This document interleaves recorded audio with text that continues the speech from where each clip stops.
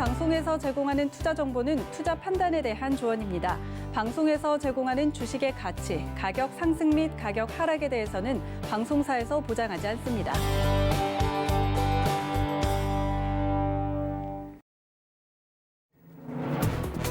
시청자 여러분 안녕하십니까? 출발 증시와이드 김성입니다. 어제 양시장은 반갑게 양봉 그리며 마감했습니다. 코스피는 0.6%가량의 상승, 코스닥은 2.8%까지 오름폭 키웠는데요. 일단 수급을 봤을 때 외국인이 현선물 시장에서 모두 매수해주면서 시장을 이끌었습니다. 외국인 수급이 이틀 연속 들어온 것이 긍정적이었는데 이 연속성을 쭉 가져갈 수 있을지도 지켜봐야겠고요. 코스닥 시장에서는 기관이 매도를 멈추고 매수로 전환을 하면서 조금 더 탄력적인 흐름을 보였습니다. 과연 기술적 반등을 넘어서 더 추가적인 상승을 기대해봐도 될지 지켜봐야겠습니다. 오늘도 국내외 이슈들 함께 체크하시고 시장 준비해보시기 바랍니다. 간추린 경제 뉴스부터 함께 확인하시죠. 네, 뉴욕 3대 지수는 모두 3% 넘게 하락하며 급락 마감했습니다. 최근 한 주 동안 미국의 코로나19 확진자는 하루 평균 7만 2천 명에 달하는 폭발적인 증가세를 보였는데 이에 셧다운 조치가 부활하면서 투심이 위축됐습니다. 코로나19 수혜를 받던 기술주들도 하락했는데요. 페이스북과 알파벳, 트위터의 CEO들이 상원 증언에 나서면서 5%가량 하락했습니다. 한편 시장 변동성이 커지면서 이른바 공포지수로 불리는 빅스지수는 40.35에 달하며 지난 6월 15일 이후 최고치를 기록했습니다. 미국뿐 아니라 프랑스와 독일도 2차 셧다운에 들어갔습니다. 유럽 지역의 코로나19 2차 유행이 본격화되면서 이 같은 조치를 취한 건데요. 마크롱 프랑스 대통령은 오는 30일부터 최소 11월 말까지 비필수적인 외출을 금지한다고 밝혔고 메르켈 독일 총리도 식당과 술집, 영화관 등을 다음 달 말까지 닫는다고 밝혔습니다. 이에 독일 닥스 지수는 4%대, 프랑스 캬크 지수는 3%대 하락하는 등 유럽 증시도 일제히 내렸습니다. 네, 국제유가는 5% 넘게 급락했습니다. 코로나19 재확산으로 인한 수요 감소가 유가에 타격을 가했는데요. 미 에너지정보청이 발표한 지난주 미국의 원유 재고는 430만 배럴 증가로 큰 폭 늘었습니다. 이에 WTI는 5.5% 하락한 37.39달러에 브렌트유도 5.2% 내린 39.04달러에 거래되며 종가 기준으로 지난 6월 이후 최저치를 기록했습니다. 글로벌 증시와 주요 상품들이 모두 약세를 보인 가운데 달러화는 강세를 보였습니다. 미 대선에서 조 바이든 후보의 당선 가능성이 높아지며 연일 약세를 보이던 달러가 코로나19의 급격한 재확산에 다시 강세로 돌아선 겁니다. 지난 21일 92.5선까지 떨어졌던 달러 인덱스는 투심이 안전자산인 달러로 몰리면서 0.6%가량 오른 93.48선까지 올라왔습니다. 네, 간밤의 뉴욕 증시 마감 상황 함께 확인하시죠. 뉴욕 3대 지수는 모두 3% 넘는 하락으로 마감을 했습니다. 다우가 900포인트 넘게 빠지면서 26,519포인트로 거래 마쳤습니다. 이어서 S&P 500도 함께 확인하시죠. 네, 역시 3.5%가량의 낙폭 기록했습니다. 이제 3,300선까지 깨지면서 3,271포인트로 거래 마쳤습니다. 나스닥도 함께 확인하시죠. 네, 3.7%의 하락이었습니다. 11,004포인트로 거래 마쳤습니다. 출발 증시와이드 지금 출발합니다.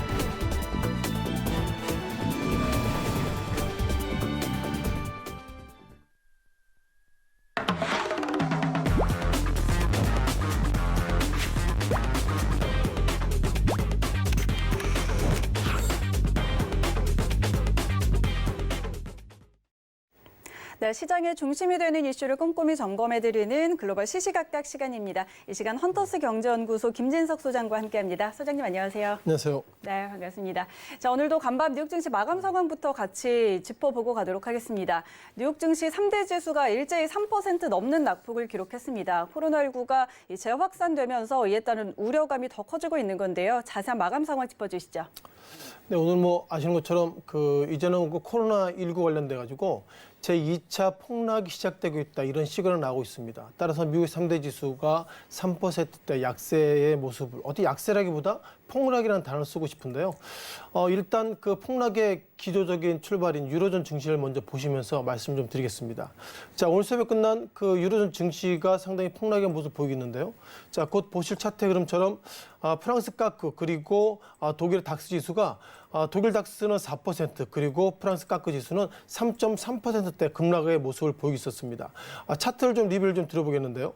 자, 독일 지수 같은 경우에는 어떻게 보면 지난 3월 달 이후에는 상당히 급락의 모습 보이고 있습니다만 어저께 끝난 유로존 증시 관련돼서 기본적으로 독일 닥스 지수가 예상보다 급락의 모습 보이고 있기 때문에 이런 급락의 모습이 이제 유로존발 코로나19가 미국으로 넘어오고 있다 이런 좀 말씀 드려보겠습니다. 또한 프랑스 까크는 좀 다른 모습을 가지고 있는데요. 여전히 기본적으로 급락의 모습 보이고 있습니다만 최근 들어서 프랑스 그러니까 마크롱 대통령이 어저께 프레스 그러니까 어떻게 보면 기자회견했죠. 프랑스 시간으로 30일 0시부터 최소한 한 달간 전국에 이동 금지령을 내렸다 이렇게 좀 공시를 했는데요. 30일 0시라고 보면 한국 시간과 8시간 차이가 있으니까 한국 시간으로 30일 오전 8시부터 이제는 전국에 이동 금지령을 내렸고요. 유로존은 최근 3월 달에 다시 한번 금지령을 해제 이후에 다시 한번 내렸기 때문에 결국 유로존발 악재가 다시 한번 미국으로 넘어섰다 이렇게 말씀 드려보겠습니다. 그렇다면 우리가 유로존 증시에 대한 리뷰를 드리기 전에 잠깐 이걸 보실 것 같은데요. 자, 이것이 코로나19 관련돼 가지고 존스 홉킨스의 데이터의 모습 보이는데 최근 들어서 그러니까 확진자 수가 보시는 것처럼 미국과 인도, 브라질, 러시아에 이어서 프랑스가 예상보다 확진자 수가 늘어나고 있습니다. 따라서 이것이 프랑스가 느는 것이 아니라 어쩌면 유로존의 어떤 코로나19가 미국을 넘어서 글로벌을 다시 한번 이끌었다 이렇게 말씀 드려보겠고요. 따라서 오늘 미국의 어떤 급락은 기본적으로 유로존발 코로나19가 다시 한번 미국을 급습했다 이렇게 좀 말씀 드려보겠습니다. 자, 그러면 이제 미국발 리뷰를 다시 드려보겠는데요. 최근 들어서 미국발 다우 나스닥 S&P 500 지수가 상당히 변동성이 커졌습니다만 나스닥 지수 같은 경우에는 어제 같은 경우는 모르겠습니다만 오늘 새벽 끝난 나스닥 지수가 장중에 변동성이 커지고 있는 가운데서 나스닥 지수 기준으로 약 3.7% 그리고 S&P 500 기준으로 약 3.5%의 급락의 모습 보였습니다. 우선 나스닥 지수의 리뷰를 좀 잠깐 드려보면요. 많은 참여자들이 아직까지 정확하지 않습니다만 결국 오늘 새벽 끝난 유로존 미국의 어떤 증시 관련된 나스닥의 급락이 과거에 그러니까 3월달, 2월달 이후에 3월달, 4월 초까지 거쳤던 나스닥 지수의 과거의 급락을 다시 한번 이끄는 것은 아니고 이런 어떤 스트레스가 상당히 커지고 있다. 이런 부분에 있어서 이런 코로나19가 과연 어떻게 될지 몰라도 어저께 끝난 한국 증시는 양봉을 그리면서 상당히 긍정적으로 끝났습니다만 유로존발 악재가 미국을 억눌렀고요. 그러다 보면 결국 오늘 시작될 국내 증시도 상당히 좀 어려운 것은 아닌가 이런 어떤 리뷰를 좀 들어보겠습니다. 자, 그러다 보니까 항상 우리가 이슈가 있을 때마다 나왔던 것들이 빅스 그러니까 변동성 지수에 대한 리뷰를 들어보겠는데요. 변동성 지수가 상당히 변동성이 커지고 있습니다. 물론 지난 3월 달 이후에 변동성이 커지고 있는 부분도 있겠습니다만 최근 들어서 그러니까 약 6개월여 만에 빅스 지수가 다시 한번 급등했다는 걸 보면 어쩌면 지금부터 그러니까 미국의 대선 11월 3일 얼마 남지 않았습니다만 지금부터 대선까지 코로나19에 대한 충격을 넘어서 미국 대선의 불확실성 이런 부분들이 글로벌 증시를 상당히 어둡게 만드는 것은 아닌 이런 어떤 부정적인 외신에 대한 리뷰를 드려보겠습니다. 자, 그렇다면 다시 한번 미국 증시를 넘어가 봐야 되겠는데요. 기본적으로 애플 같은 경우는 오늘 약 4.6%의 어떤 약세의 모습 기록되고 있었고요. 어떻게 보면 이번에 어닝 서프라이즈라고 표현을 쓸 수 있을 것처럼 마이크로소프트가 실적이 상당히 호조가 됐음에도 불구하고 장 마감하고 보니 2% 약세로 마감을 보이고 있었고요. 그동안 시장을 리딩했던 관련돼서 페이스북의 모습들 그리고 몇몇 종목들 보면 아마존의 모습도 좀 말씀드려봐야 되겠는데요. 아마존 같은 경우에도 오늘 여러 가지 이슈가 있었음에도 불구하고 3%의 급락을 보였습니다. 따라서 그동안 미국을 이끌었던 기술주, 그 가운데서 애플을 비롯해서 페이스북, 심지어 여러분께서 아시는 모든 종목들이 주가가 상당히 약세 모습으로 마감됐다. 이렇게만 들어보겠고요. 테슬라에 많은 분들이 관심을 가지고 있죠. 자, 테슬라는 물론 이렇게 주식 분할 때문에 표현이 좀 차트의 모습은 좀 적절치 않지만 중요한 것은 오늘 그동안 시장을 이끌었던 테슬라의 주가도 약 4.3%대 약세로 마감됐다 보겠습니다. 자, 그러다 보니까 결국 이렇게 위험 자산이 상당히 급락한 모습 보이고 있었는데요. 통상 위험 자산이 급락할 때마다 안전 자산이 금 가격은 상승했던 과거의 경험이 있었는데 오늘 같은 경우에는 금 가격이 1.7%의 약세 모습 보이고 있었고요. 또한 유가가 오늘 5.5%의 폭락, 그리고 마지막으로 아이러니컬한 것이 그동안 주가가 하락할 때는 안전자산이 금 가격이 상승했는데 오늘 같은 경우에는 금 가격이 하락을 했고 달러 인덱스, 그러니까 어쩌면 다시 한번 환율 관련돼서 결국 달러만이 안전자산이다, 이런 어떤 투자 패턴들이 변화 속에서 오늘의 시장이 상당히 변동성이 커지고 있다, 이렇게 말씀드려보겠습니다. 따라 정리하면 결국 트럼프 대통령이 오늘 이런 얘기했는데요. 앞으로 그 대선 끝나기 전까지는 추가 경기 부양을 하지 않겠다, 이런 평가가 있었기 때문에 오늘 미국 증시의 어떤 폭락은 기본적으로 코로나19가 다시 한번 글로벌 증시를 제2차 쇼크로 모는 것은 아닌가, 이런 평가 속에서 오늘 글로벌 증시 상당히 코로나19 관련돼서 2차 대유행 우려가 글로벌 증시를 폭락을 이끌었다라고 말씀드리겠습니다. 네, 간밤 뉴욕 증시 마감 상황 자세하게 짚어봤습니다. 그런가 하면 미국이 계속 화웨이를 압박하고 있는 중에 이 동유럽 국가들에서도 화웨이 보이콧에 잇따라서 동참하고 있다고 합니다. 화웨이 설 자리가 점점 줄어드는 모습인데 이때를 틈타서 삼성전자가 반사 이익을 노리고 투자 공세에 나서고 있다고 하죠. 이 자세한 내용과 우리 시장 영향까지 짚어주시죠. 일단 화웨이는 제가 매 주마다 나왔을 때 말씀을 드려야 될 것 같은데요. 그동안 그만큼 화웨이가 미국의 트럼프 대통령이 바라볼 때 상당히 경쟁적인 회사이기 때문에 어떻게든 좀 제재를 가하겠다, 이런 평가가 있는데 이제는 이런 어떤 트럼프 대통령이 미국이나 영국이나 소위 미국과 우방국 관련돼서 앞으로 화웨이 제품을 쓰지 마세요, 이렇게 얘기하고 있는데 이제는 동유럽권, 그러니까 슬로바키아 이런 쪽으로도 트럼프 대통령이 상당히 입김을 좀 강하게 좀 보이고 있다, 이렇게 말 들어보겠고요. 미국 국무부가 이번에 그 보도한 내용인데요. 동유럽권에 그러니까 4세대 넘어서 5세대 구축할 때 외국 정부의 통제를 받는지 여부를 그 어느 기업일지 몰라도 확인해달라, 이런 얘기가 나오고 있습니다. 좀 더 풀어서 얘기하면 결국 그 동유럽권의 그 통신 박스나 통신 장비가 들어갔을 때 결국 백도어로 그 해당 국가의 데이터가 해외로 넘어가는 것들을 방지해달라, 이런 시그널이 나오고 있는데 결국 슬로바키아가 이런 좀 코멘트를 하고 있는데요. 앞으로 그 5세대의 어떤 통신 장비가 들어오게 될 때 어떤 백도어 행위도 용인하지 않는다, 이런 얘기가 나오고 있고요. 백도어는 제가 유차 강조를 드렸습니다만 통신 박스나 통신 데이터를 통해서 해당 통신자의 이름들, 데이터들, 그런 어떻게 보면 그런 리얼 데이터가 결국 그 중국으로 넘어가는 것을 겨냥하고 있다, 이렇게 얘기가 나오고 있고요. 따라서 결국 백도어란 얘기, 그리고 5세대 구축 때 외국의 어떤 정부의 통제를 받는지 여부, 이런 부분들은 결국 화웨이, 그리고 한국 단어로는 중흥통신, 즉 ZT를 겨냥하고 있다, 이런 부분들이 글로벌에서는 지금 시그널 있게 좀 받아들이고 있다, 이렇게 말씀드려보겠고요. 그러다 보니까 과연 이런 부분들이 그동안 결국 우리가 그 화웨이 관련돼서 그동안 어떤 제재를 미국이 취하고 있는지 이런 데이터를 좀 보시면 좋겠습니다. 이것이 KDB 미래전략연구소의 데이터를 좀 보시면 좋겠는데요. 자, 코로나 확산 이후에 미국과 중국의 갈등이 점화된 내용들이 지난 3월 달부터 최근에 어떤 데이터까지 시리얼 데이터가 나오고 있는데요. 기본적으로 트럼프 대통령은 이번에 화웨이에 대해서 겨냥하게 된 기본적인 계기가 코로나19에 대한 어떤 책임은 결국 중국이다, 이런 좀 평가를 하고 있고요. 그러다 보니까 중국이 그동안 힘을 좀 여러 가지로 집중하고 있는 화웨이를 좀 타켓으로 보고 있다 보겠습니다. 따라서 지난 4월 달에는 무역에 대한 부분을 가지고 있고요. 5월 달에도 갈등 관계에 있는 우리가 홍콩, 그러니까 국가보안법 제정 관련돼서 강하게 얘기하고 있고, 그러다 보니까 마지막에 5월 달에 좀 더 정확하게 화웨이 관련돼서 해외 생산 반도체 수출 제한, 그러니까 화웨이의 어떤 상대처에 있는 나라가 그 나라의 어떤 기업들이 화웨이의 어떤 제품을 수출할 때는 미국의 어떤 컨펌을 받아라, 이런 좀 평가를 좀 하고 있습니다. 좀 더 아래 하단에 내려보면요. 그동안 중국이 상당히 그 반도체 관련돼서 상당히 그 블랙홀처럼 모든 데이터를 많이 수입했던 모습을 가지고 있고요.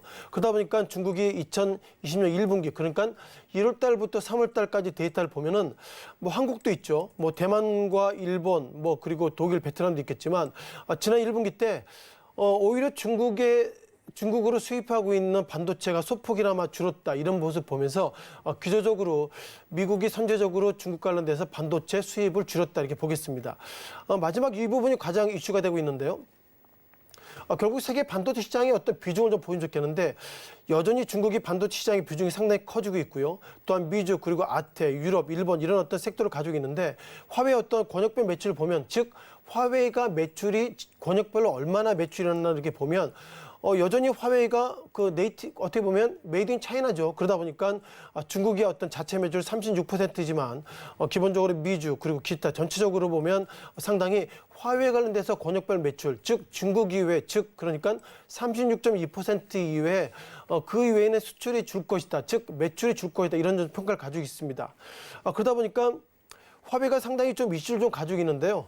앞서 말씀드린 것처럼 동유럽 관련돼서 앞으로 화웨이 제품을 쓰지 않을 것이다 이런 평가가 중국이 상당히 좀 어렵게 좀 만들고 있는 것 같습니다. 아시는 것처럼 트럼프 대통령이 그동안 소위 우방국 관련돼서 어렵게 만들었기 때문에 아프리카, 동유럽과 이런 관련돼서 중국이 패권을 잡기 위해서 상당히 좀 많이 좀 지원해주고 SOC 이런 부분을 지원해줬는데 그러다 보니까 2012년 그러니까 약 그 8년 전부터 그 중국이 상당히 그 패권 어떤 이런 부분에 있어서 동유럽에 상당히 힘을 좀 많이 썼습니다. 그러니까 동유럽 16개 국가 플러스 원. 그러니까 앞으로 중국이 동유럽 많이 지원해주겠다 이런 어떤 전략을 많이 썼기 때문에 16 플러스 원 정상회의를 통해서 동유럽에 상당히 프렌드십의 어떤 모습을 가지고 있는데 그럼에도 불구하고 이렇게 동유럽권이 앞으로 화웨이 제품을 쓰기 어렵다 이런 시그널을 줬다는 것은 중국이 다시 한번 미국을 넘어서 패권을 잡기 좀 어려운 곳은 아닌가 이렇게 좀 말씀드려보겠고요. 자 그러다 보니까 이것이 결국 한국의 삼성전자에는 어떤 영향을 미치는지 이런 부분들 좀 이슈가 되고 있는 것 같습니다. 아시는 것처럼 기본적으로 앞서 강조됐던 것처럼 화웨이가 이렇게 권역별 매출이 상당히 늘어나고 있기 때문에 결국 화웨이가 앞으로 매출이 줄어든다면 그 간격을 결국 삼성전자나 소니나 이런 어떤 빅메이커가 다시 한번 이슈를 좀 가지고 있다 보겠고요. 기본적으로 삼성전자가 여러 가지로 좀 섹션별로 즉 좀 강점을 가지고 있지만 그 스마트폰용 화상 센서 그러니까 한국말로 보면 우리가 이렇게 그 눈으로 보는 이런 부분들이 결국 이제 요즘은 핸드폰의 시각 이런 부분이 상당히 강점을 가지고 있는데요. 스마트폰 화상 센서 현재 시장 점유율 1위가 현재 소니입니다. 그러다 보니까 삼성전자가 이런 부분들이 상당히 약점을 가지고 있는데 작년 화상 센서 점유율의 어떤 데이터를 보면요. 그 전 세계 MS를 보면 소니가 약 53%대 그리고 삼성전자가 18%의 모습을 가지고 있고요. 따라서 시장 점유율로 보면 소니와 삼성전자 어떤 갭이 약 30% 때로 40%의 어떤 갭을 좀 가지고 있습니다. 소니가 글로벌 관련돼서 2위를 달리고 있는 기본적인 계기 중에 하나가 결국 소니의 화상 센서 매출 관련돼서 화웨이의 어떤 그 매출 부분이 20%이기 때문에 어쩌면 이제 화웨이가 이제 소니의 어떤 그 제품들을 결국 납품을 받지 못한다면 결국 이 간극을 삼성전자가 이끌 것은 아닌가 이런 판단 속에서 화웨이의 어떤 이런 부분, 이런 갈등 이런 부분들이 삼성전자가 수혜가 될 것이다 이런 평가가 좀 맞물리겠다 보겠습니다. 기본적으로 삼성전자가 최근 들어서 그러니까 지난 4월 달 이후에 몇 가지 데이터가 나오고 있는데요. 화웨이 빈자리 관련돼서 스마트폰 업계 판도가 조금씩 지각 변동되고 있다 이런 평가가 있고요. 몇몇 데이터를 보면 상반기 넘어서 삼성전자가 화웨이의 어떤 매출 공백 부분을 계속 메꾸고 있기 때문에 현재까지 트렌드를 보면 화웨이의 어떤 이런 미국 트럼프발 이런 어떤 공격 속에서 삼성전자가 상대적인 수혜를 받고 있다. 그리고 수혜를 받을 수 있다. 이런 부분을 보면 어떻게 보면 삼성전자의 눈물이 삼성전자의 화웨이의 어떤 이런 기초적인 눈물이 삼성전자에는 수혜가 될 수 있다. 이런 어떤 긍정적인 영향을 다시 한번 환기시켜 드리겠습니다. 네, 화웨이 제재와 또 우리 시장 영향까지 같이 짚어봤습니다. 그런가 하면 환경 오염의 주범으로 불렸던 중국이 이 전기차 같은 신에너지차 이 생산을 늘리고 2035년까지 일반 내연기관 차를 퇴출하겠다는 이런 로드맵을 발표를 했습니다. 2060년 이산화탄소 배출 제로 목표 그리고 이 자동차 시장에서 또 주도권을 잡겠다는 목표로 해석이 되는데 이 부분은 어떻게 해석이 할 수 있을까요? 일단 뭐 그만큼 뭐 경기가 안 좋은 부분도 있겠지만 환경 이런 부분에 있어서 앞으로 내연차 그러니까 휘발유를 넣어서 이렇게 스타트 모터를 돌려가지고 이렇게 소위 이렇게 엔진을 통해서 하는 우리가 통상 하는 차죠. 이런 것들 우리가 내연차라고 그러는데요. 내연차는 앞으로 안 팔릴 것이다. 그리고 이제는 없앨 것이다. 이런 판단 속에서 중국이 상당히 이런 부분들을 이제 선제적으로 대응하고 있다. 이렇게 보겠습니다. 아시는 것처럼 독일의 빅메이커 3사들은 이미 공표를 했죠. 우리가 2030년 그러니까 앞으로 10년 이내는 이제는 내연차 공급을 안 하겠습니다. 그리고 전기차 때론 하이브리드 이렇게 좀 돌리겠다. 이런 얘기가 나오고 있는데요. 중국도 어저께 좀 발표를 했습니다. 뭐 한국으로 보면 건설교통부 정도 되겠는데요. 중국 같은 경우에는 자동차 산업을 총괄하는 공업정보화부, 그러니까 건설교통부하고 비슷하다 보시면 좋겠는데 어저께 로드맵을 발표했습니다. 어떤 로드맵이 주된 내용이냐면요. 에너지 절감 및 신에너지차 기술 로드맵 2.0을 했고요. 주된 내용을 보면 전기차는 그러니까 앞으로 2035년 그러니까 앞으로 15년 이후에는 이제는 내연차를 만들지 않겠다 이런 부분들을 공식적으로 발표했다 이렇게 보겠습니다. 따라서 뭐 전기차뿐만 아니겠죠. 전기차를 비롯해서 신재생 에너지 그 가운데서 하이브리드 이런 부분 관련돼 가지고 앞으로 2035년 그러니까 15년 이후에는 이제 내연차를 안 만들겠다 이런 부분들을 중국이 공식적으로 표현했다 이런 부분들이 상당히 좀 의미가 있는 것 같습니다. 그동안 뭐 전기차 비중이 상당히 좀 변화가 좀 많이 있었는데요. 이게 지금 딜로이트 데이터를 좀 보시면서 말씀을 드려보겠습니다. 통상 2030년까지라고 좀 표현을 쓰고 있는데요. 2030년이나 표현 썼던 것들은 이제 뭐 독일의 3사를 비롯해서 많은 유로존의 빅메이커들이 앞으로 2030년 이후에는 내연차를 만들지 않겠습니다. 이런 표현을 썼기 때문에 2030년이라는 표현을 쓰고 있고요. 전체로 보면 2020년부터 최근 2030년까지 데이터인데 요 색깔이 기본적으로 휘발유나 가솔을 통해 쓰고 있는 우리가 기본적인 내연차의 모습을 가지고 있고요. 중요한 것은 2019년 같은 경우에는 70%가 넘는 내연차가 있었습니다만 올해 같은 경우에는 약 50%는 넘죠. 60% 정도 될 수 있습니다만 중요한 것은 2027년, 2028년부터 2030년 넘었으면 어떻게든 뭐 내연차를 하루아침에 없앨 수는 없겠지만 중요한 것은 내연차의 비중이 상당히 떨어질 것이다. 이런 좀 평가를 가질 것 같습니다. 그렇다면 결국 앞서서는 기본적으로 내연차에 대한 방향성을 말씀드려봤는데 그러면 상대적으로 전기차에 대한 어떤 주요 시장 점유율 좀 보면 좋겠는데요. 2020년 그러니까 2017년, 2018년, 2019년 이때도 실은 전기차가 나왔습니다만 이 당시에는 전기차가 나왔을 때 물론 최근 들어서도 정부 보조금이 좀 적은 부분도 있겠지만 2017년, 2018년 이때는 결국 한국차도 전기차를 사게 되면 뭐 지방자치단체에서 뭐 일정 부분 많게는 뭐 1,000만 원 이상 이렇게 전기차 보조금을 주면서 전기차를 사세요 했던 부분이 있는데 2020년을 기점을 해가지고 상당히 전기차의 비율이 높아졌다 이렇게 보겠습니다. 중요한 것은 이 부분들이 중국 전기차 시장 점유율인데요. 2030년 그러니까 앞으로 10년에는 중국 전기차 시장 내에서 비율이 50% 넘을 것이다 이런 판단을 가지고 있고 아래 하단을 보면 기본적으로 미국의 어떤 전기차 그러니까 전체적으로 전기차 시장의 트렌드는 결국 중국이 이끌 것이다 이런 부분들이 딜로이트 어떤 분석을 통해서 좀 나오는 것 같습니다. 정리하면 전기차에 대한 시장의 방향성은 지금보다 높아지고 있다 보겠고요. 기본적으로 요 실선의 요 선을 모습 보면 전기차 시장의 비중이 지금보다 좋아질 것이다 이런 판단 속에서 전기차 시장에 대한 트렌드는 지금보다 상당히 좀 좋을 것 같다 이런 부분들이 몇몇 데이터를 통해서 나오고 있는 것 같습니다. 기본적으로 중국의 전기차 시장을 상당히 이렇게 집중하게 된 이유는 지난 9월입니다. 중국의 시진핑 주석이 뉴욕에서 그러니까 뉴욕 유엔 총회에서 이런 코멘트 했습니다. 앞으로 40년 안에는 실질적으로 탄소 배출을 제로로 만들겠다 이런 평가를 가지고 있고 현재 작년에 중국이 배출한 그 이산화탄소량이 94억 2천만 톤이라고 그럽니다. 이게 뭐 얼마나 사이즈가 될지 모르겠습니다만 현재 그 미국의 그 글로벌 관련돼서 미국의 배출량이 그 2위를 달리고 있는데요.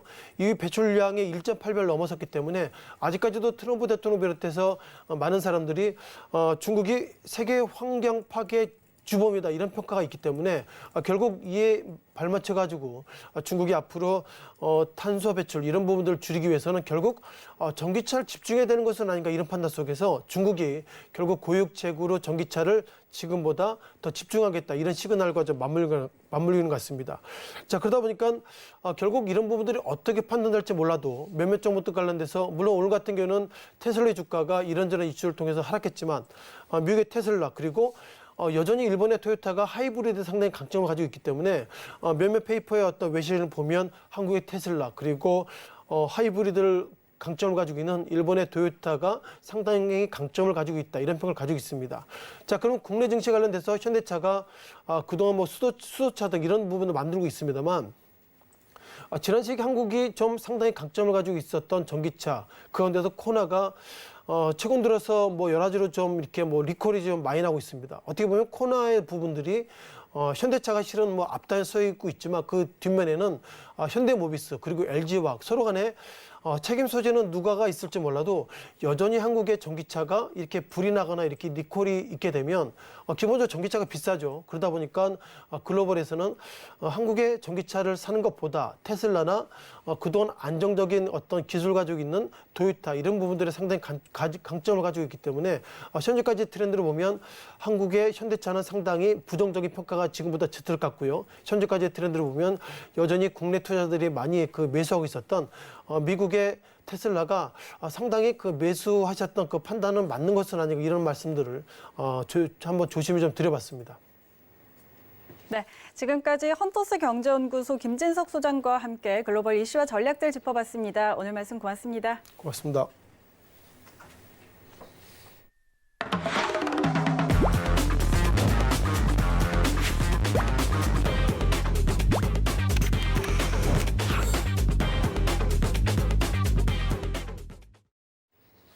네, 이어서 국내외 시장 쟁점을 분석해보는 라이브 이슈 타임입니다. 펠리즈 투자인 리서치 김민수 대표 전화 연결돼 있습니다. 대표님 안녕하세요. 네, 안녕하십니까. 네, 자 어제 장 상황부터 좀 이야기 나눠보도록 하죠. 어제 양시장이 상승으로 일단 마감을 했습니다. 코스피는 개인과 외국인 매수에 상승을 했고 또 코스닥은 더 탄력적이었죠. 그런데 간밤에 뉴욕 증시가 또 크게 빠지면서 여전히 좀 불안한 것 같은데 오늘 시장 전망은 좀 어떻게 보실까요? 네, 잘 보고 있습니다. 잘 보고 있는데 일단 어제는 좀 살아나나 싶었더니 오늘 또 미국 시장 급락으로 아침에 어떻게 해야 되나 또 고민이 많으실 거고 조마조마하게 시장 바라보시지 않을까 생각되고 있는데요. 일단 뭐 코스피는 그냥 갈 길 갈 거고 단기적으로 좀 부담스러웠던 흐름들이 코스닥이라고 보게 되면 코스닥 같은 경우 약간 지금 기준으로 봤을 때 그냥 이것저것 다 빼고 결론만 말씀드리겠습니다. 오늘 미국 시장이 급락했다고 하더라도 국내 시장은 선방할 것 같습니다. 개파락 이후에 돌리려고 하는 모습이 나올 것 같기 때문에 한숨은 돌려도 그렇다고 이게 또 끝이 아니죠. 뭐 오늘만 시장이 열리는 것도 아니고요. 그러다 보니까 선전은 하되 아직 이슈가 많다는 관점 쪽에서 추세가 V자식으로 가기는 좀 힘들 것 같다. 그러니까 즉 오늘 아침에 급하게 뭐 물량 던지지 마시고 오히려 좀 약간 기다렸다가 혹시나 주식 비중 너무 꽉 차서 고민하게 되면은 단기 반등 나올 때를 노려야 될 것 같고요. 그러니까 즉 오늘은 윗골이 달린 양봉 쪽 이쪽으로 무게를 두는데 버틴다고 봐야겠죠. 특히 국내 시장이 코스닥 같은 경우 한 지지난주부터 뭐 한 9거래일인가요? 연속으로 하락했던 부분들을 보게 되면 약간 뭐 수급 이슈나 여러 가지 이슈를 먼저 국내 시장이 반영했다는 관점 쪽에서 보면은 일단 지금 기준으로 보게 되면 그래도 한국은 뭐 유럽 같이 그런 팬데믹 공포가 크지 않다. 그리고 또 미국처럼 뭐 대선 관련된 여러 가지 이슈가 크지 않다. 뭐 직접적인 이슈가 없다라는 관점 쪽으로 보게 되면 아무래도 영향은 좀 제한적이지 않을까의 무게를 둬야 될 것 같고요. 그중에서 이제 코스닥 쪽이 가장 관심이 많을 걸로 보여지고 있기 때문에 이쪽을 좀 더 강조해서 말씀드린다고 하게 되면요. 코스닥이 일단 최고점 대비 뭐 900선 넘어가던 흐름들 쪽에서 단기 저점이 약 한 12%, 13% 고점 대비 밀렸다가 뭐 솔직히 이유가 없다고 봐야 되겠죠. 그냥 기관이 딱 보다 보니까 잘못하게 되면 양도세 이슈 가지고 개인들이 물량을 던질 것 같은데 안 되겠다. 우리가 먼저 선빵을 날리자라는 관점 쪽에서 먼저 매도세가 나왔다고 봐야 될 것 같고요. 하지만 지금 약간 좀 당혹스러울 수도 있습니다. 기관 쪽이 먼저 매물을 나왔는데 어제 민주당 대표 이낙연 대표가 하는 얘기를 봐서는 조만간에 좀 좋은 결론이 나올 것이다 라는 쪽으로 나오다 보니까 이게 아닌데라고 살짝 또 고민할 수도 있는 상황이다 보니까 지금은 약간 먼저 던진 기관이 또 고민을 할 수도 있는 시점이라고 보여지고 있는데 물론 정치적인 이슈인 만큼 또 어떤 해답을 내놓고 어떤 정책을 내놓느냐에 따라서 바뀌긴 하겠지만 솔직히 너무 기대는 안 갔습니다. 그래서 지금 여당에서 하는 정책들 보게 되면은 말도 안 되는 정책, 마음에 안 드는 정책 너무 많다 보니까 뭐 그렇게 큰 기대감은 없는데 그렇다고 하더라도 일단 이런 부분들이 시장에 반영되는 관점이라고 보게 되면 단기적으로 좀 어떤 중소형주, 특히 성장 섹터라고 하는 쪽이 많이 좀 싸졌죠. 그러다 보니까 이에 따른 반발매는 나올 수 있을 걸로 보여지고 있는데 이 기회를 일단 외국인들이 살짝 얻어가는 것 같습니다. 특히 외국인들은 지금 같은 원화 강세 쪽에서 만약에 이슈가 별로 없고 오히려 편안한 시장, 글로벌 시장 분위기였다라고 하게 되면 아마 외국인들이 국내 시장을 좀 더 많이 샀을 겁니다. 근데 지금 이 부분이 약간 또 고민할 부분도 있다 보니까 어떤 매수를 하는데 좀 주저하는 분위기도 나오죠. 그런데 원하는 강세 기조를 앞으로 더 뛸 것이다 라고 하게 되면 제가 보기에는 적어도 외국인들이 급격하게 팔지는 않을 것 같고요. 그러면 지금부터는 선별적으로 계속 매수로 집중하는 현상들이 나오지 않을까라는 쪽에서 한 축이 버티고 있으면 아무리 기관이 난리를 펴도 어느 정도 시장 심리가 크게 망가지지는 않지 않을까 생각되고 있고요. 그와 함께 지금 뭐 대주주 양도세 관련된 얘기, 미국의 대선 관련된 얘기, 코로나19 관련된 얘기 결론적으로 보게 되면 이 부분이 어느 정도 시장에 반영되는 과정이라고 봐야 되겠지만 그 이상을 뛰어넘는 어떤 더 악재로 얘기를 할 만한 수준은 아니다라고 하게 되면 지금 일단 서서히 반영은 되되 이에 따른 부분들이 시장에 큰 발목은 잡지 않을 걸로 보여지고 있고요. 특히 코로나 관련된 쪽도 마찬가지로 지금 유럽 쪽이 공포가 크다고 하더라도 쉽게 얘기하면 전면 봉쇄는 아닙니다. 그런 쪽에서 또 사망률도 급격하게 늘어나는 부분도 아니고요. 미국은 또 전면 봉쇄로 갈 생각이 없다고 얘기를 한 만큼 아직까지 추이를 좀 더 지켜보겠다는 입장이기 때문에 어떤 그 큰 충격보다는 오히려 어느 정도 이를 인지하고 시장이 좀 약간 무거운 정도 이 정도로 생각이 좀 들고 있고요.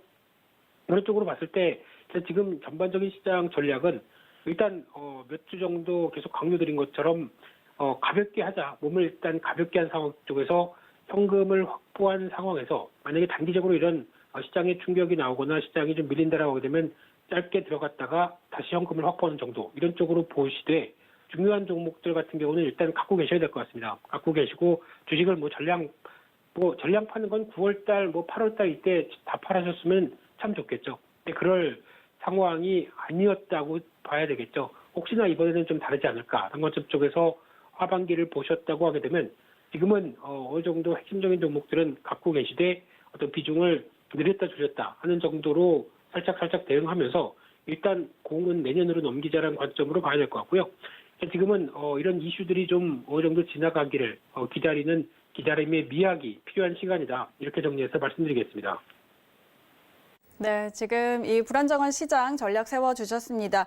그런가 하면 상반기에 급등장을 이끌었던 BBIG 3분기 들어서는 좀 지지부진합니다. 20% 넘는 조정을 받았는데 그런데 어제장에서 네이버와 카카오가 급등이 나왔고 또 NC소프트, 셀트리온, LG화학 모두 좀 좋은 흐름이 나왔는데 다시 좀 기대를 해봐도 좋을까요? 전망 어떻게 보십니까? 네, 지금 LG화학도 마찬가지겠지만 이제 성장주라고 하는 큰 카테고리를 보게 되면 제가 보통 이제 BBIG라고 얘기를 하면서 나오는 섹터들의 동향을 봤을 때 일단은 성장은 맞다. 뭐 시장도 성장하고 기업들 실적들도 좋아지고 이건 맞다라고 봐야 될 것 같은데 하지만 그쪽으로 계속 집중되면서 한참 달리다 보니까 오히려 좀 밸류가 부담인 거 아니야? 라는 관점들이 좀 많이 오른 거 아니야? 라는 관점들이 살짝 들어가는 관점 쪽에서 그러면 일단 여기는 좀 기다려보고 나머지는 그동안 시장에서 소외받았던 가치주를 한번 살 때가 됐다라고 한 점 쪽에서 가치주가 좀 더 움직였죠. 그러다 보니까 성장주 멈칫 가치주 밑에서 반등하는 대표적인 시소 게임이 좀 나왔던 상황들이고요. 그래도 이번에 실적 발표를 통해서 확인되는 부분들은 BBI 쪽 실적 작년 대비, 뭐 작년 동기 대비 그리고 또 지난 분기 대비 여전히 눈높이가 낮지 않다라는 점 쪽에서 일단 시장은 반영한다고 봐야 될 것 같고요. 그런 쪽에서 어느 정도 기간조 정도 보였던 만큼 일단 여기서는 또 다시 반등 쪽으로 무게를 삼는 모습들이 나오는데 그만큼 시장은 살아 움직이는 생물이죠. 그런 쪽에서 어떤 한쪽으로 쏠렸다 그러면은 약간 또 주춤하고 다른 쪽으로 변화가 들어오고 하는 이런 키 맞추기의 정도 쪽으로 바라보고 있는 상황들인데 그러다 보니까 일단 지금은 단기적으로 어떤 실적 발표와 함께 여전히 괜찮다라는 관점 쪽에서 대표적인 뭐 성장주 쪽으로 보여지고 있는 흐름은 뭐 네이버, 카카오겠죠. 이런 플랫폼주부터 또 그동안 어떤 얘기가 많았었던 뭐 2차 전지 관련된 부분들 그리고 또 친환경 관련된 부분들 이쪽도 충분히 조정을 받았던 만큼 고개를 다시 또 들어 올리는 현상이 나올 것 같은데 하지만 이 부분이 아직 어느 정도 더 예상보다 그를 뛰어넘는 수준 뭐 어떤 강한 변화를 기대하기는 좀 힘들기 때문에 정고점대를 넘어가는 변화가 이번에 나오긴 좀 힘들 것 같고요. 단기 박스권 상단부 정도까지는 시도하는 모습들은 기대할 수 있지 않을까 생각되고 있는데 그럼에도 불구하고 지금 성장주 쪽에서 아직 좀 더 많이 빠지고 아직 추가적인 변화를 좀 더 기대하겠다는 관점으로 보게 되면 일단 종목적으로 봤을 때 한 3종목 정도가 눈에 띕니다. 대표적으로 KINX라는 회사, 인터넷 데이터망 관련된 회사죠. 이쪽은 여전히 앞으로 어떤 언택트 쪽을 계속 강화시키는 부분들이 나오게 되면 거기다 또 디지털 뉴딜 관련된 쪽이 수주가 들어오게 되면 실적에 대한 기대감이 높다는 관점 쪽에서 지금 주가 정책 흐름들을 또 한번 이용을 하는 게 좋을 것 같고요. 두 번째로는 잘 아시는 NHN 한국사이버결제 어제 살까 하다가 놓쳤습니다. 좀 다른 거 하다 보니까 벌써 쭉 올라왔더라고요. 이런 종목들 같은 경우는 눌림목 들어온다 하게 되면 성장의 대표 주자인 만큼 바로 사는 게 맞는데 약간 좀 늦어졌다고 보여지고는 있지만 오늘 같은 경우 또 조정이 좀 나온다라고 하게 되면 또 들어가 봐도 되겠죠. 그와 함께 또 웹툰 쪽의 시장은 여전히 커지고 있다라는 쪽에서 카카오나 네이버 모두 다 관심이 높은 섹터죠. 이쪽에 또 웹툰을 공급하는 입장 쪽에서 DNC 미디어라는 회사 상대적으로 많이 밀렸고 좀 돌아온 모습들이 좀 적습니다. 이런 부분들은 일단 실적 변화와 주가의 상대적인 관점들을 노려보면서 어떤 대응 영역은 충분히 나올 수 있겠다 이렇게 말씀드리겠습니다. 네, BBIG 이 성장주들의 전망과 함께 앞으로도 노려볼 만한 종목들도 같이 짚어주셨습니다.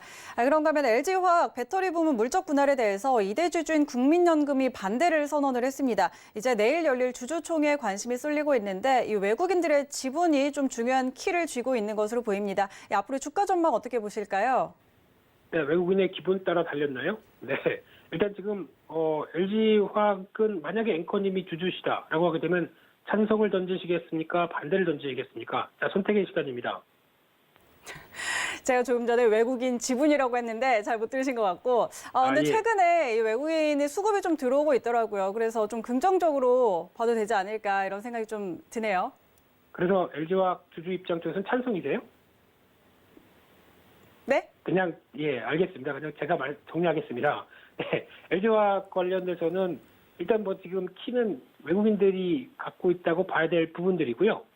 근데 지금 지분 현황을 봤을 때 LG 쪽이 지주회사가 한 30%대, 그리고 국민연금이 한 10%대, 외국인이 한 37%대, 나머지 기타 개인 주주 이렇게 보시면 될 것 같은데 그런 상황에서 일단 이 관련된 법안이 아니죠. 관련된 의안이 통과되기 위해서는 두 가지죠. 특히 의결권의 3분의 1, 출석 주주의 3분의 2 동의가 필요한데 그런 상황으로 봤을 때 의결권 3분의 1은 그냥 LG 입장 쪽 가지고도 충분히 끌어낼 수 있지 않을까라는 생각이고요. 게다가 또 출석한 주주라고 하게 되면 외국인들이 지금 비행기 타고 와서 LG 케미칼 NO라고 할 수 있는 상황은 아니죠. 그러다 보니까 일단 지금 분위기를 봐서는 거의 통과 쪽으로 무게를 둬야 되지 않을까 싶은데 하지만 이제 국민연금의 목소리가 커졌다는 부분들, 즉 스튜어드 코드십에 맞춰서 어느 정도 주주 가치를 훼손하겠다라고 하게 되면 이제 반대 목소리를 낸다라는 쪽이 앞으로 중요한 변화라고 봐야 될 것 같습니다. 그래서 무조건 그냥 국민연금은 거수기처럼 무조건 찬성 이쪽이 아니라 충분히 목소리를 내고 있다는 관점 쪽에서 계속 주목해야 될 것 같고요. 그래서 일단 외국인들 반대가 크지 않다라는 가정하에 통과는 이어질 것이라고 예상하고 있고요. 그런 쪽으로 봤을 때 일단 LG화학 입장 쪽에서는 단기적으로 주총과 관련된 불확실성이 제거가 됐다. 게다가 또 기간 조정이 좀 마무리가 됐다는 관점 쪽에서 이번에 주총이 결론이 나게 되면 한 단계 레벨업은 시도하지 않을까로 바라보면서 대응하시는 게 좋겠다고 보여지고 있습니다. 네, 알겠습니다. LG화학 관련한 내용까지 같이 짚어봤습니다. 지금까지 펠리즈 투자 리서치의 김민수 대표와 함께했습니다. 대표님 고맙습니다. 네, 감사합니다. 네, 오늘 출발 증시와이드 준비된 내용은 여기까지입니다. 저희는 잠시 후에 순간부착 매매 시그널로 돌아오겠습니다.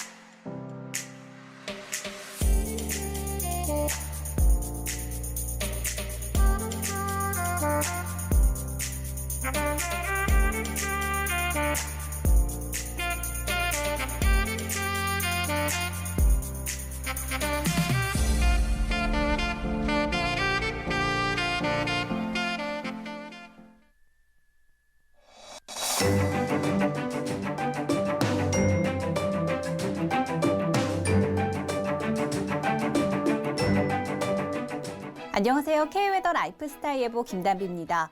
오늘 아침 이번 추위가 절정에 달하겠습니다. 북서쪽에서 찬 공기가 내려오면서 대부분 지역의 아침 기온이 5도 이하로 떨어지고 중부지방을 중심으로는 낮 기온도 15도 안팎에 머물러 춥겠는데요. 아침 기온 서울 6도, 춘천 1도, 대전은 3도를 보이고 있고요. 찬바람의 체감 온도는 실제 기온보다 더 낮아 매우 쌀쌀하겠습니다. 낮 기온은 서울과 춘천 16도, 대전과 광주 17도 선에 머물겠습니다. 강원 산지와 충북 북부, 경북 북부 내륙은 어제 아침보다 기온이 10도 이상 떨어지면서 한파특보가 발효 중인데요. 또 내륙과 산지를 중심으로는 서리가 내리고 얼음이 어는 곳도 있겠습니다. 건강관리와 함께 가을철 수확 시기에 농작물 피해 없도록 유의하시기 바랍니다. 현재 위성 영상 보시면 전국 하늘이 맑게 드러나 있습니다. 오늘은 중국 북부지방에서 확장하는 고기압의 영향을 받으며 전국이 대체로 맑겠고요. 동해안과 제주도는 대체로 구름이 많겠습니다. 다음은 자세한 지역별 날씨입니다. 중부지방의 아침 기온 수원과 대전 3도까지 내려가 매우 쌀쌀합니다. 낮 기온은 15도 안팎에 머물겠습니다. 동해안 강릉의 아침 기온 5도, 속초 6도를 보이고 있고요. 낮 기온은 속초와 강릉 15도가 예상됩니다. 남부지방 전주와 대구의 아침 기온 4도까지 내려가 있고요. 한낮에는 전주와 제주 17도, 부산 20도를 보이겠습니다. 서해상에는 내일까지 바람이 매우 강하게 불고 물결은 최고 2.5m로 약간 높게 일겠습니다. 항해나 조업하는 선박들은 각별히 주의하시기 바랍니다. 이번 추위는 오늘 아침 절정을 이룬 후 기온은 점차 오르겠지만 당분간 기온 변화가 작겠고요. 이번 주 일요일에는 중부지방에, 다음 주 월요일에는 전국에 가을비가 내릴 전망입니다. 날씨였습니다.